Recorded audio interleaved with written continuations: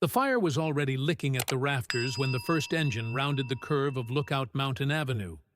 It was a quiet street, nestled in the hills above Los Angeles, cloaked in pine trees and privacy, just the way its residents liked it. A thick veil of smoke curled into the night sky, casting an eerie glow across the Hollywood Hills. The address was a modest home, tucked between taller, flashier properties, and yet something about it halted the firefighters in their tracks. There was no answer at the door.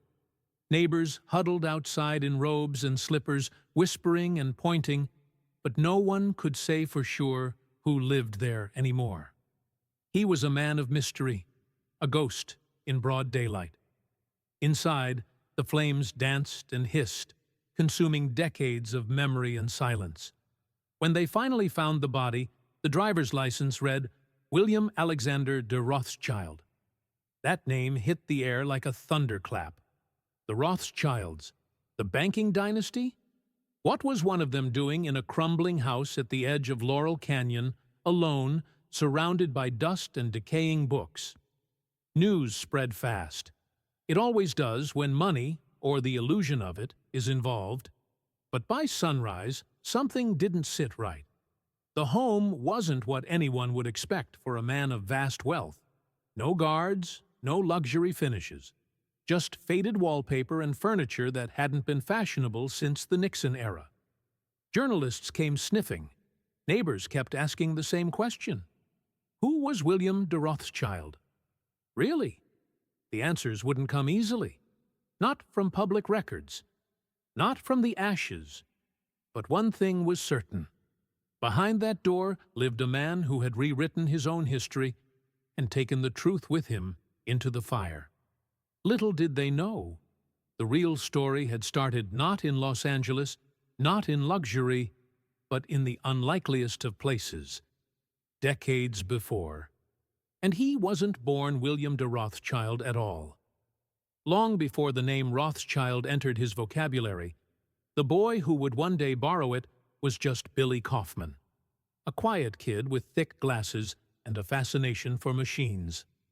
He was born in 1937 in Colorado, the second son of a working-class couple. His father worked long hours repairing electrical equipment, and his mother kept the household moving with a firm but gentle hand.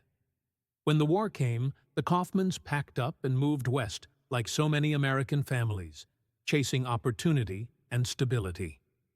They settled in Salem, Oregon, a place of green lawns, tidy streets, and predictable lives. But Billy wasn't predictable. He had a hunger for something else. Not chaos, not fame, something quieter, more difficult to define. He devoured books on engineering, electricity, and European history. While other boys played ball, Billy took apart radios and tried to build them again. He once shocked himself badly trying to convert a toaster into a speaker. It didn't work, but he smiled through the burn. High school came and went, and so did his brother Richard, the more outgoing of the two. While Richard chased social scenes and sports, Billy grew more reserved. At North Salem High, he was polite, smart, and invisible. He enrolled at the University of Oregon in the mid-1950s, but college didn't hold him for long. He bounced between classes and odd jobs, auto repair, photography, even a brief stint apprenticing under a local sculptor. He seemed driven, but not by a clear direction. His instructors would later remember him as capable, brilliant even, but far away, like he wasn't fully here. Then, sometime in the 1960s, Billy Kaufman disappeared. He didn't go missing in the way people file reports for. He simply stopped returning calls, stopped sending postcards. One day, he told his brother he was headed south, and that was it. The next time Richard would hear his voice would be years later, on a strange, static-laced phone call that ended as abruptly as it began. To his family back in Oregon, it was as if Billy had evaporated into the fog. But Billy hadn't vanished. He had begun to transform. Somewhere in the shadows between Salem and Los Angeles, between isolation and reinvention, William de Rothschild was born. And no one, not his family, not his neighbors, not even the city that would one day bury him, would see it coming. Los Angeles in the 1970s was a city humming with contradictions. Hollywood dreams mixed with Laurel Canyon's counterculture haze, the glitter of ambition resting over the bones of forgotten lives. It was here, in the hills above Sunset Boulevard, that a man calling himself William Alexander de Rothschild quietly purchased a small house on Lookout Mountain Avenue. The real estate transaction raised no red flags. He paid in full. No loans, no co-signers. The name on the documents didn't trigger alarm. After all, eccentric people had always gravitated to Laurel Canyon. It wasn't the kind of place where neighbors asked questions, especially not when the man kept to himself. The house was modest, a faded wooden cottage shaded by old trees and perched just above the road. But the garage, that was different. Over time, the locals noticed it wasn't just a place for storage. Gleaming machines began to appear, their shapes partly hidden by tarps.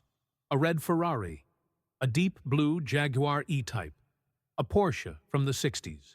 In such pristine condition, it looked like a museum piece. He didn't brag. He didn't flaunt. But when he did take one out for a quiet drive, it always drew attention.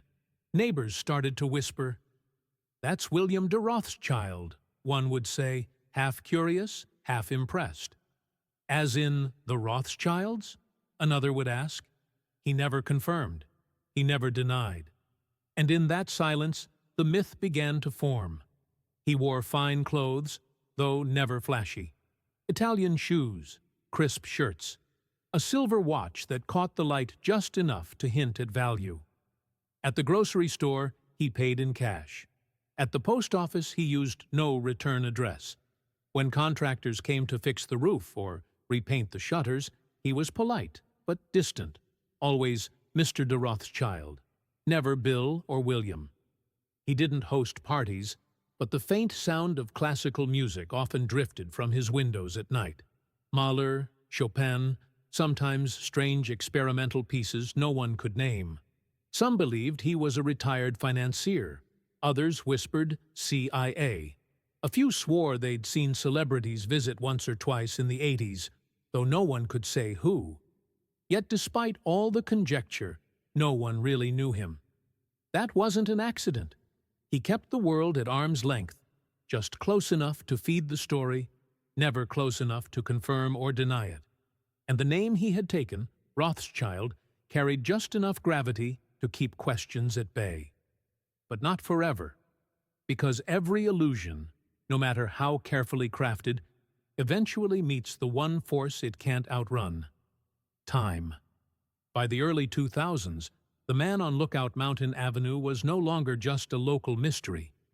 He had become a legend among those who still cared to talk. But the years had worn on the old house and on William himself. The cars left the driveway less frequently. The classical music faded. Windows stayed shuttered, and the paint began to peel. Still, the name de Rothschild lingered in the canyon like smoke. A few brave neighbors tried to befriend him.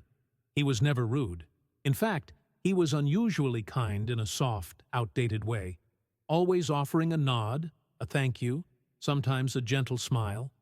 But questions were met with polite deflection. "Have you lived here long?" "Oh, time slips away, doesn't it?" "What did you do before moving here?" "Oh, I've had many lives." He never said banking, never said Europe. He didn't have to. The name said enough, and it was as though people were too afraid, or too enchanted, to challenge it. Then came the first real oddity: the mail. Delivery workers began to notice that his name shifted slightly over time. Sometimes it was William A. de Rothschild. Other times, W. Alexander Rothschild. Once, a package was addressed to William Kaufman. It was signed for without a word. A few locals shrugged it off as clerical error. Others started to wonder. And then there was the call. One afternoon, a neighbor heard an argument coming from the house, a voice on the phone, loud and agitated. Something about "You have no right to claim that name." The words drifted through an open window like smoke. But when asked later, William denied the incident had ever occurred. Calm as ever, smiling, unbothered. But something had changed. In the years that followed, the man's world grew smaller. Fewer trips to the store, fewer walks in the canyon. One neighbor recalled that the last time she saw him in public, he looked thinner, older, as if gravity itself had started pulling harder on his bones. Still, he remained in that house, his little kingdom of solitude and shadows. And beyond the doors, the myth endured. It wasn't until the fire, until the smoke rose over Lookout Mountain Avenue, that the world would finally peer into the ashes and ask, what was real and what was borrowed? The fire didn't last long. It tore through the aging structure in less than half an hour, leaving behind a hollow shell where William de Rothschild had once lived quietly, invisibly. The morning after, the sun rose over a home that had vanished, and over a mystery that was just beginning. The firefighters found the body in what used to be the study. The man was elderly, likely alone when the fire began. The heat had warped everything, but in one drawer, tucked away beneath old photos and faded tax returns, was a pristine California driver's license. William Alexander de Rothschild, age 87. The name jumped out at the first responders, most of whom were too young to know who the Rothschilds were, but old enough to understand that name carried weight. Heavy weight. Within hours, it reached the Los Angeles County Medical Examiner's office. Then, the press. The tabloids lit up. Reclusive Rothschild dies in canyon fire. Banking heir found dead in L.A. blaze. Mysterious millionaire leaves behind trail of secrets. But when the journalists began digging, something strange happened. There were no financial records linking him to the famed European banking family. No property owned under the Rothschild Trust. No photographs of him with international elites. No foundation donations. No Swiss bank accounts. No private jets. Not even a passport suggesting international travel. It was as if the de Rothschild he presented to the world existed only on paper, and in whispers. The first real crack came when the coroner's office released the official identification. William Alfred Kaufman. Not Rothschild, not a banker. Born in Colorado, raised in Oregon. The media turned, the story twisted. Who was this man? Why had he chosen that name? Was it a con? A fantasy? A quiet rebellion? A mental illness? A performance piece? And why had no one ever challenged it? Reporters traced his history to a small high school in Salem, spoke to the registrar at the University of Oregon. Eventually, they found his brother, Richard Kaufman. Richard hadn't heard from William in decades. He thought he was dead. "We weren't close," he admitted. He was different, brilliant, but hard to reach. He left Oregon in the 60s and never really came back. We spoke once, maybe in the 70s. It was a strange call. He sounded far away. Then, nothing. When asked about the Rothschild name, Richard scoffed. "We're not Jewish. Never were. We have no connection to them. That wasn't who he was. That's who he became." The news cycle changed again. Impostor Millionaire? Loner posed as Rothschild for 40 years. The fake heir who fooled no one, but still got away with it. But even amid the accusations and internet theories, no one could point to a single scam. He hadn't stolen money. He hadn't sought celebrity. He hadn't hosted galas or claimed estates in Europe. In fact, it seemed like the only thing William had ever wanted from the name was the freedom to carry it. And that made the mystery deeper. Because if this wasn't a con, if there was no angle, then what was it? What drives a man to discard his name, his past, his family, and live out the rest of his days behind a borrowed identity? The answer, perhaps, wasn't in court documents or financial records. It was in the silence he left behind.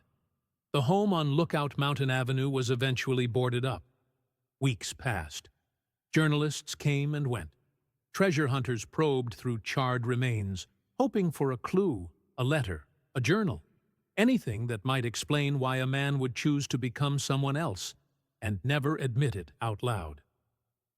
Inside the blackened shell of the house, investigators found boxes of records, vehicle registrations, insurance documents, decades of carefully filed receipts, all under the name William de Rothschild. But beneath it all, almost hidden, was a sliver of a life no one had seen. A yellowed envelope labeled WAK, a photo of a young man standing beside a car, mid-1950s, smiling awkwardly, proud of what he'd built. A yearbook from North Salem High. A student ID from the University of Oregon. Faint fingerprints of the name he once carried. Proof that he hadn't completely erased Billy Kaufman. He had just buried him deep enough to forget. Some of the artwork on the walls, those that survived the fire, bore signatures not of famous painters, but of William himself. Simple, strange pieces, collages, found objects fused into surreal arrangements. One depicted a chessboard with all the pawns removed.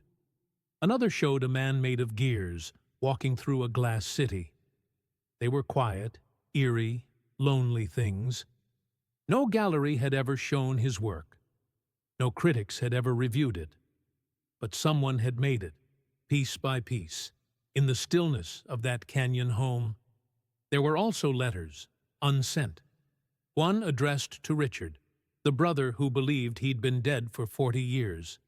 Another, tattered, unfinished, seemed to be a message to the world. Or maybe just to himself. The handwriting trembled in parts. It was difficult to read.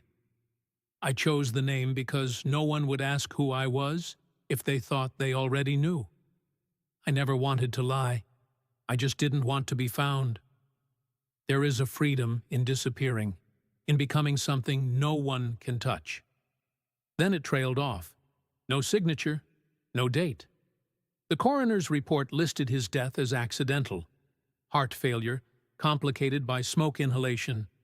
Not suspicious. No foul play.